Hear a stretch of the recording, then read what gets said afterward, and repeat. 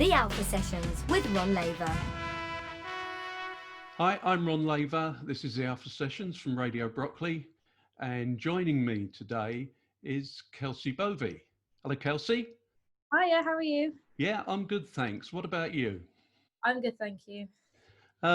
You've got a new EP coming out, which in fact, as we speak, is pretty much ready for pre-order, isn't it? Yeah. We'll talk about that a little bit later. But I just want to go back and learn a little bit more about you for our listeners and viewers. How did it all start with you? What was your musical beginnings, if you like? Well, growing up, I've always listened to music, I'm sure as every child does. But my dad kind of liked to play all the country music, like all the Shania Twain and all that kind of stuff. So I was kind of into it early from a young age. And then I went into one of my classes in primary school, and one of the girls said, "Oh, I've got a piano teacher," and I was like, "Oh, that could be cool." So I went along and I joined, just to kind of see what it was about, and ended up really enjoying it and like loving like all like the theory behind it and everything to do with it really. And then I was kind of like singing on the side, but nothing like too big. And then I got singing lessons in classical singing, which I know is like complete opposite end of the spectrum to country. But then I kind of put two and two together when I was about 12 years old, and I kind of started writing songs, not great songs, but I guess everyone's got to start somewhere. And then I picked up the guitar when I was about 14, and kind of learned all my chords through that as well. And then I kind of put them all together and kind of used them to my advantage for my songwriting. And I guess that's kind of where it started, really. So you could play the piano. I mean, you seem to prefer the guitar these days whenever I've seen you perform, but do you still play the piano? Yeah, I do play the piano. I guess guitar is kind of more of like the country instrument, so I guess that's probably why I gravitate more to it. But I do have a soft spot for the piano, like that. Obviously, that being my first instrument that I learned is kind of like what kind of got me into everything, I guess. So I do still have like a little sweet spot for it, and I do still play it now and again. And I do sometimes like do like on my Instagram stories, upload some covers, and I recently did one on the piano, so might do some just to try and get it back in. So how has lockdown been for you? Not too bad. I mean, I guess missing gigs is a massive thing, but I've been doing my live streams on my social platforms and on other people's social platforms, just to try and get myself out there as much as possible and kind of have the same experience that you would as a gig. Obviously, it's not the same. I feel like live streams are a lot more intimate, whereas gigs are a lot more about the atmosphere. So it's kind of depending on what you prefer, I guess, as an artist. But apart from that, not much. Just been eating food, I guess. Writing songs, just all that kind of stuff, I guess. You live with your family. Is it a big family, or? I've got a sister and my parents as well, So you're not alone. So it could have been worse. yeah. I'm not on my own. That's great. You're talking about not being able to perform live in terms of a live audience, in public, but and you have been doing quite a lot of live streams, haven't you? And I was just thinking about that. I would have thought that maybe have exposed you to an audience that perhaps wouldn't come and see you locally where you tend to gig. So you must be getting exposure with a new audience now that perhaps wouldn't have seen you before. Yeah, the way I look at it is like, because I've been doing live streams, and in the comments they've been saying like, I'm from Norway, I'm from Canada, I'm from the US, and I'm like, well, I've never been to those places. I never actually thought that my music could reach those places, and that's the most incredible thing about it. I think it's just like reaching so many people from different countries who probably would have never heard my music before if it wasn't for those live streams. And also, so like around the UK, because I haven't really gone out of Bristol much for gigging.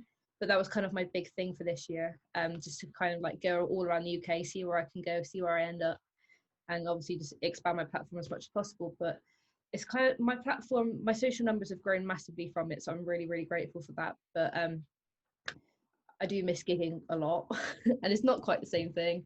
But I guess it's what we can do for the time being. It kind of gives us the same experience with people kind of in the comments just saying like how much they're enjoying the set or any requests. It's just, there is nice to have that social interaction. I must say it's been from the other side of the fence as an audience member. It's been fabulous to be able to see so many artists, both ones that you were already aware of, and but particularly finding out about new artists like yourself. Yeah, because obviously we love performing, but obviously the audience love coming to the shows. That's why they come to see you. And I feel like them not having that kind of gig to go to is their live stream, so it feels like they're kind of getting a free gig, if you like. It's all kind of the thing, yeah, that of course is the other side to it. You hope to be earning a bit of money when you're out gigging. Yeah. You don't get a lot of income, or if any income, from live stream at all. No, but we do have some artists do set up like a PayPal tip jar, so if you could just put the link in your description and then they can just donate if they want to. I've had quite a few like lovely people do that for me, so That's I'm nice. really grateful for that. So yeah, I have seen you on live stream once or twice, and you're very confident, and you actually encourage people to ask for requests. yeah. And does that not, I mean, what if someone asks you for a request that, I mean, obviously your own music, yes, but if someone asks you to do a cover that you perhaps haven't played before, does that completely throw you, or do you just sort of push those aside?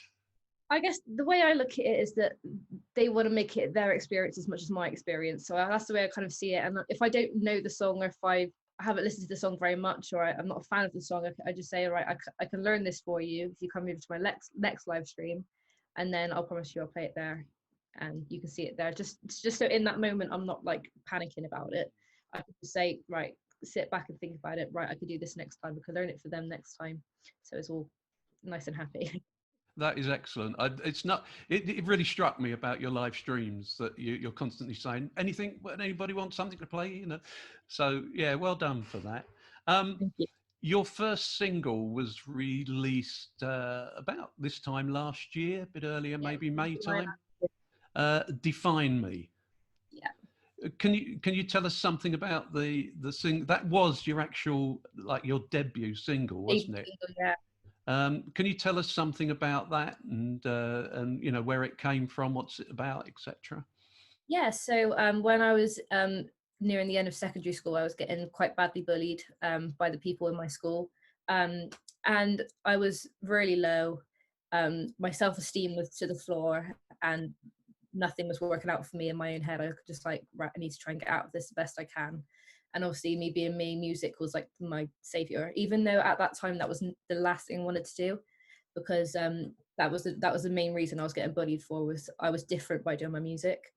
So then I was like, right, I'm just going to stay true to myself. I'm going to keep doing this, what I love to do. So I kept going, kept writing music, and then me and Danny McMahon sat down together to write this song. And we were just kind of thinking about song ideas, and we were like, what should we do? And then we were quite close before that, and he kind of knew all my story behind that as well. So we sat down to write this song, and I got really, really, really emotional. That's kind of why it was such an emotional song, because I wanted it to be really authentic, and I wanted that song to kind of reach people who have been through similar situations and who have been so low in their lives, because I know that firsthand, and like that's not an experience that I want anyone to go through.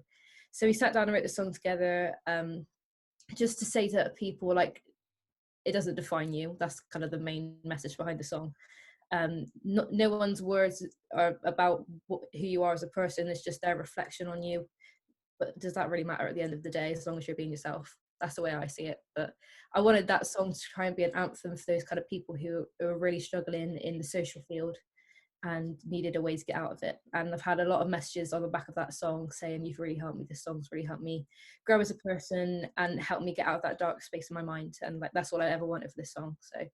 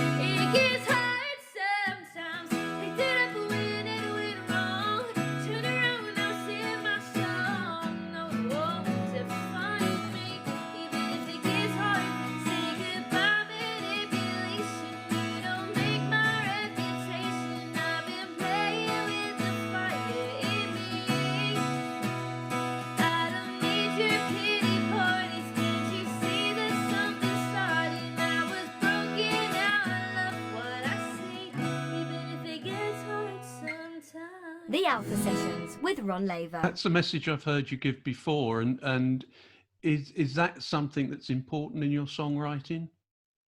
Yeah, I like to write music that's influencing young people. So me being a young person, me having to grow up quite quickly from that experience, I kind of want to help people who may not, in that time, may not think they can get through things. But I'm like, well, I was down there and never thought I would do any of this. And then now I've just released my new single and it got to #2 in the country iTunes charts. Like, just from those two different perspectives, it's like you never thought that could happen. But I'm kind of, I guess, the living proof that it can. So. And I mean, again, you say about bullying. Did and I'm quite amazed to hear that you say you were bullied because you were into music. When I was at school, it was very trendy to be involved with music, and the guys that were doing that were the sort of heroes in the school. But that was a long time ago, clearly. So what sort of form of bullying was it then? If you if you don't mind talking about it. No, not at all. I think it's good to talk about it, just because obviously if there's anyone listening that's going through same things, then I kind of want to help. But yeah, I mean, in my school, music was not a big thing at all. There was probably like 3 or 4 people in my year group that were kind of really into it, but they were more into the rocky side of things, which I feel like is now becoming a big thing in younger teenagers. And with me kind of being acoustic singer songwriter kind of thing, I guess that was kind of frowned upon, because that's kind of the music that they wanted to do, and I was like, that's completely fine by you can do what music you want, just don't kind of tear my genre down, I guess. But yeah, I got really badly bullied at the end, because I used to love performing to like the whole school and like all that kind of stuff, because it's just what I love to do. And then at the end of it, I'd have like 20 people come up to me and say that was really bad, you should stop doing it, like all that kind of stuff. But yeah, I've had like death threats, I've had probably anything you can think of. So from that, from my music, saying that I've had death threats and stuff, through my music I wanted to be like, you tear me down, but now look at me. And I guess that's kind of like, I guess the whole song is quite storytelling. It is very factual, like 15 years old trying to play it cool. Everyone just seemed to think that they were too cool for school. Like that kind of sets it off. And it's like when I was 15, felt like I was no one, because everyone was trying to like squish me down. But yeah. That could have easily sort of pushed you completely the other way, couldn't it? You could have gone into a deep depression about things like that. I was really depressed for a while, and I was really anxious, and my anxiety kind of picked up. I haven't really spoke about mental health, but I feel like it's really important too, I guess. But yeah, that really, really knocked my self-esteem right down. For about a year, I'd say I was quite depressed. That was kind of the time when I was writing Define Me, and when I was kind of in the studio recording my stuff, and I was like, that whole experience in the studio is what I needed to kind of pick me back up. And then just to see that Define Me was getting out there, it was getting attraction from people who have gone through the same things, and that people are enjoying what I'm doing, whereas like before, no one apart from my mum was enjoying what I was doing. So just to kind of see that and get that verification for myself that I've done this, that kind of switched it in my head, and I was like, right, what you're saying means nothing anymore, because this is what I'm getting out of it, and this, I guess, this is what I should do and what I want to do, because people are enjoying it. Yeah, that's excellent. And you've gone from that, and you've obviously got a lifestyle now. You're enjoying what you do. You're clearly very happy in everything that's going on at the moment. So that's an excellent message. Thank you. Let's turn that around then. And I've seen it written where you've been compared to an early Taylor Swift. Yeah. Which look at me now, sort of thing. But but if when you get compliments like that, does that sort of think, oh, this is great, this is fantastic, what a compliment? Or does it have the reverse effect, thinking, oh, the pressure's on now? I don't find it pressuring. I find it a compliment personally, because I really look up to her. She's one of my biggest influences in the music industry, and just kind of seeing what she is now. And because obviously during her career she was teared down massively by a load of people for like, you only write songs about your ex-boyfriends and all that kind of stuff. So I guess like we've kind of got similar elements to us, but her being a massive inspiration to me, and people kind of picking that up and noticing that those influences come through in my songwriting is like great to me. That's good. How does the music come to you? Do you have a lyric in mind? Do you write it down as a sort of story or a poem, or do you just think of a tune, a melody, and then write words to that? What's the process? Well, most of my stuff comes from inspiration. So Lady in Red was about my ex-boyfriend. Positivity and Define Me were about obviously the bullying side of things. But my newer stuff, some is autobiographical, some isn't. So like Magnetic isn't autobiographical, sadly. But Not Scared Anymore, I wrote that song about a friend of mine who was going through something at that time, and I kind of wanted a song to pick them up at that time to say that they're good enough. But I guess in terms of the songwriting process, I usually start with melody first. I find melodies a lot easier to hear than lyrics. I know it can be the reverse effect for people, but for me personally, that's the way I do it. And sometimes I just sit down, I'm like, right, I should write a song. What's kind of relatable to people at the moment? And then I choose that concept and I run with that. So it kind of depends on how I'm feeling that day. If I'm having a bad day, then I write probably a sad song. If I'm feeling happy that day, I might write a happy song, or it could be switched, but that's usually how it goes. Let's talk about your new EP. Yeah. Not Scared Anymore. That EP is online for free download at the moment, isn't it? Yeah. What is the actual release date on it? The 26th of June. Can you tell me something about the EP, the music that's on it, and where it's coming from?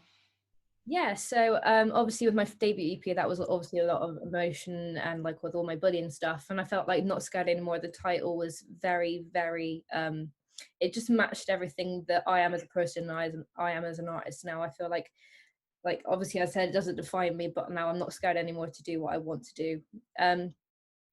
And those songs are mainly about kind of relationships, good relationships and bad relationships. So I've got Out of Our Minds, which is meeting someone it says in a shop in the song, but it's just kind of a metaphor for like meeting someone in the strangest places and like never knowing where like it could take you.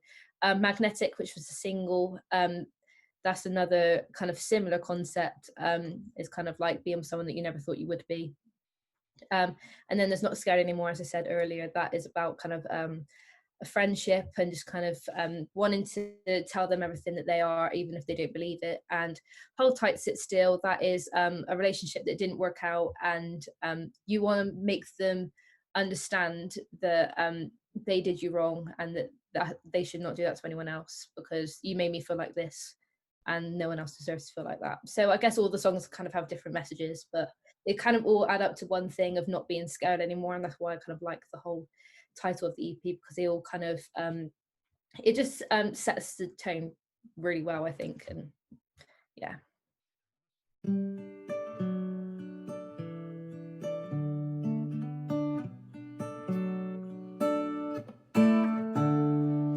The last drop of mascara slowly runs down your face as you press your face in that pillow.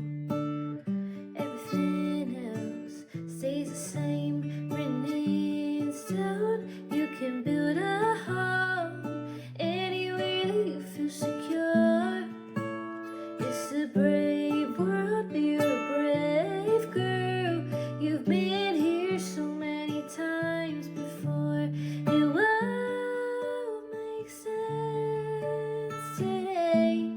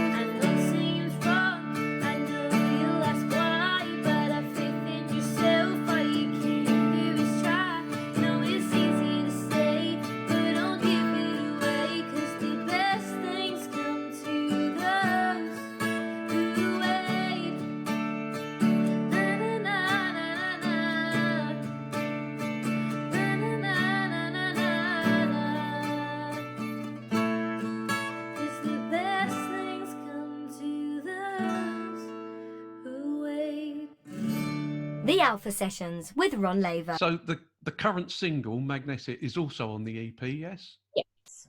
And that one got to number 2. Yes, in the UK Country iTunes charts. Yeah. Yeah, fantastic. And in I know fact, you didn't quite make number 1, but to be fair, it was Luke Combs that was holding you off there, wasn't it? About lockdown as well, the 6 Feet Apart song. So it's an absolutely great song. I'm not bitter about it at all. But it was a great song, and I was at number 65 all genre, which is absolutely crazy. And he was at 30, so I was like, realistically, there's not really any way I could have done it. But let's just think if that song wasn't there, I would have been there. So. Yeah, yeah. But 2 anyway, whoever was at top. It was incredible. I mean, I was there for about 2 days straight at number 2, which is like crazy. So. And I also know you mentioned it. You've co-written with Danny McMahon, and you know who is a huge UK artist. What was that experience like for you? And is that something you'd like to repeat, either with Danny or you know, spread your wings a bit and co-write with other people? Yeah, I mean, I've known him since I was going through my buddy, and so I've known him before all this recording process was happening. So we kind of started from the beginning, I guess. He was kind of helping me build up my artist profile and like artist development and all that stuff. And he's been massive help on that side. Also, he's the co-producer of my records, so all of that stuff as well. But yeah, we just sit down and write songs quite a lot because we're good friends. We I guess we don't really see much judgment in each other. Like we just like want to like write a song together that we know that we're both going to be passionate about. And he did write 2 songs on my new EP as well, so there is still that element there. But yeah, and we've just wrote another one in lockdown as well, so I guess the train's still going. But I have been writing with other people in lockdown. Liv Austin I've been writing with, Beth Keeping I've wrote with, just all those kind of people that that are kind of relevant on the scene at the moment. And so that's something you enjoy doing. Do you find it easier writing with someone else, or? I personally find it easier writing by myself because I guess I know my sound and what I'm kind of aiming for. But I guess people listening to the music, they don't really kind of understand. I'm not saying this to everyone, it's definitely not. But I guess everyone has their own different sounds, and I guess if you listen to my sound, I guess it's quite specific to me. I think that's the way I see it. But and I feel the same writing for other people. I might not get the sound bang on because like they have a certain sound that they're reaching for. But I guess me being with the guys at Puzzle Maker Studio kind of know what their sound is and what they're kind of aiming for me. So I kind of right, I need to write it this way so this could be portrayed in the production side of things. All that kind of stuff kind of ties in nicely together. So you've been quite lucky, really, knowing Danny and having access to all that, all his knowledge, and that must have made it a lot easier for you to do that transition from you and a guitar to into a studio with 100%. a lot more instruments. Yeah, I mean, I've always been really thankful for him, not only for like helping me emotionally with all that bullying stuff, but just for my career, because I've always said, and this is probably going to sound really cliche, but like I don't think my career would be where it was if it wasn't for him. Because 1, he wrote some music. 2, he helped me get out of a dark place as much as like all my family and stuff. And 3, he produces it as well. So like all those different 3 elements kind of add together, and he's kind of helped me kind of push myself into the world of country music, and is giving me like the best guidance I could probably ever ask for. So. Another thing, you've got award nominations for Fair Play Country Music, which is a Dutch organisation, I see. So again, you're getting known from way beyond the Bristol district, so that's great. And you've got, I think you had 3 nominations in that. I think so. I've got to try and think now. Well, I can tell you, songwriter and vocalist. Is that right? Modern country female vocalist. Country pop female vocalist, and female songwriter. There we go. And are those awards we can vote on, or is that?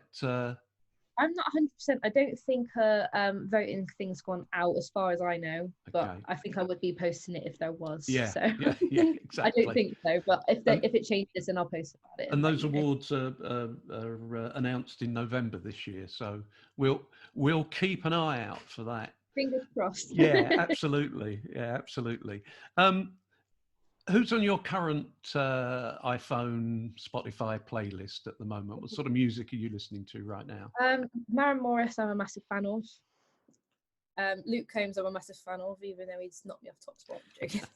I'm joking. You're not bitter. Not at all.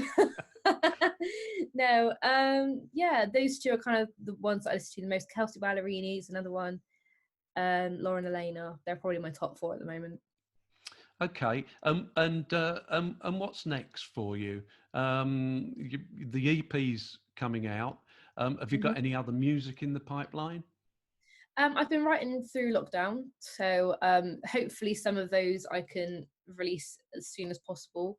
I know the studio's back open now, so I can go back in, I guess, when I want now. But the thing I like about releasing music is I feel like it needs time to breathe after you've released it. I don't want to get straight back in and then get distracted on not promoting it properly and not giving it its fullest potential, because I feel like that EP can kind of go places for me. I feel like that kind of sets me off as an artist, and I'm really proud of it. And I think during my live streams, the songs, everyone's kind of connecting with them, so I think I'm quite excited to see where it goes. But I would just want to give it its fullest potential, and then hopefully once the kind of, I guess, the storms die down in the nicest way possible, then I can get back in and start doing more. You did a track on one of your recent streams, I Know She Knows. Yeah. Any plans to record that one? Maybe. Again, nice song. I enjoyed that. Thank you. Yeah, maybe. I mean, I've got a few songs in lockdown that I'm kind of preferring over it, but if people like it and want it, then I can release it, no problem. Let's just before we go then, as we like to ask this of all our guests, if you could do a dream gig anywhere, and you need to think about this carefully, because gigging will come back one day. Yeah. But really, anywhere in the world with any artist, dead or alive, what would be a dream gig for you to play? My God, such a hard question. There's so many different people for different reasons. Dead, Freddie Mercury is like one of my idols. I love Queen. I guess I'll talk about the artist first, and then I'll go into the venue. But probably Maren Morris would be my female, just because her music is a big influence of mine, as well as Taylor Swift. So I just find her like fascinating. She's incredible. Venue, I've always wanted to play the O2 Arena, not gonna lie, but I know that's quite far out my reach. But a girl can dream. But I guess smaller. The O2's fine. It's a dream gig. So if that's Yeah, what you want. True. What country? Australia, I'd love to do, and America, I'd love to do. Both of them. Either of those two, I'm happy. It'll come. Plenty of time. And finally, at that dream gig with you and Maren Morris and Freddie, if you could have any rider in the world, what would it be? These are so hard questions. I love Jaffa Cakes. That's great. That's fine. We've had some really weird and wonderful stuff. You're going to go with Jaffa Cakes, are you? That's like the least exciting thing you can have on a ride. But yeah. But no, that's absolutely fine. We'll put you down. We'll put that down on the list for your gig. Okay, when it comes up. No problem. Thank you. Thanks very much, Kelsey, for joining us today. It's been a real pleasure to see you. How can people find out more about you? Yeah, so I'm on Facebook, Instagram, and Twitter at Kelsey Bovey UK. I'm on Spotify, Apple Music, Amazon Music, all those different streaming platforms. It's just Kelsey Bovey, so just find me on there. Okay, thanks a lot. Thank you so much. Bye.